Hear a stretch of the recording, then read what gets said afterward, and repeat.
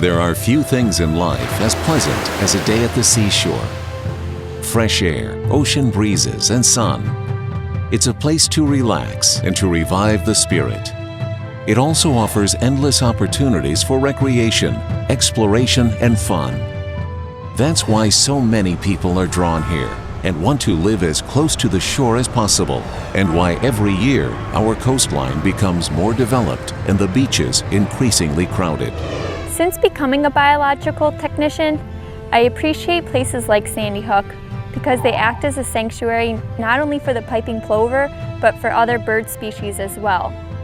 Also, I've realized how important and rare places like these are becoming along the eastern coastline. Miles of beaches are a haven for recreation and at the same time, a rare remnant of our natural environment. Forests of holly trees, dunes capped with beach plum, nesting shorebirds, and other wildlife living along the shore are as much a part of our coastline as its beaches and bike trails.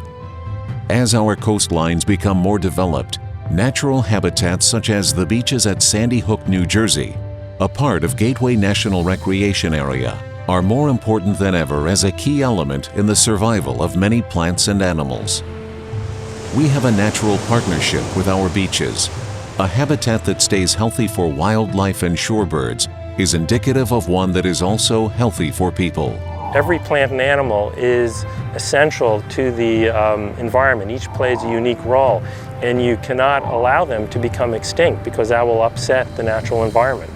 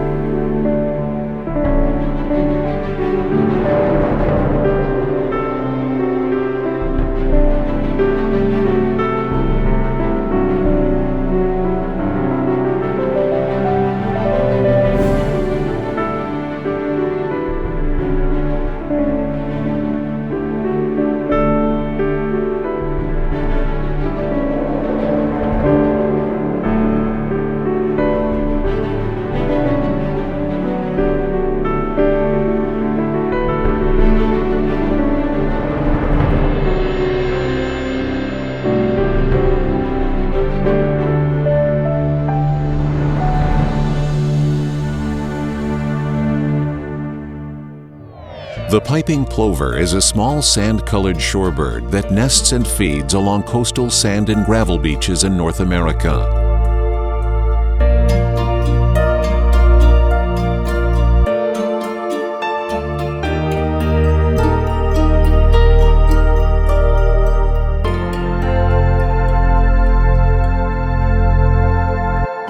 Unfortunately, the piping plover is an endangered species, which means its population is at risk of becoming extinct. National Park Service biologists, wildlife and environmental agencies, and many volunteers up and down the eastern seaboard devote many hours working together to save this species. We still have an opportunity to help them survive and hopefully thrive. What it requires from us is to understand the simple needs of these birds, share some beach space, and look out for their well-being. The Federal Endangered Species Act of 1973 was critical for the protection of piping plovers. In 1986, the Atlantic coast population of the piping plover was listed as threatened. As a result of being federally listed, intensive monitoring and management efforts have been put in place to protect the piping plovers. As a result of these efforts, the population has more than doubled since first being listed, from just 800 pairs to almost 1,800 pairs. The piping plover is an indicator of a healthy ecosystem, and although the ecosystem won't collapse without the plover, it speaks to the kind of world we want to live in. Do we only want to see rare wildlife in books and on TV and zoos, or do we want to be able to enjoy wildlife in its natural habitat today and for generations to come?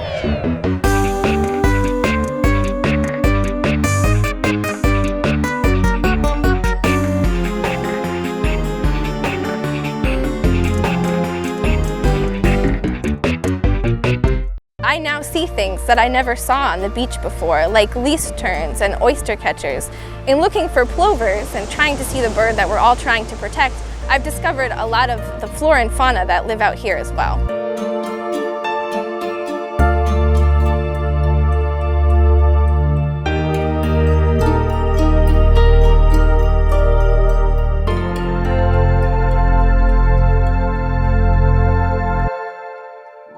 Piping plovers spend the winter along the coasts of the southeastern United States, Mexico, and Caribbean islands.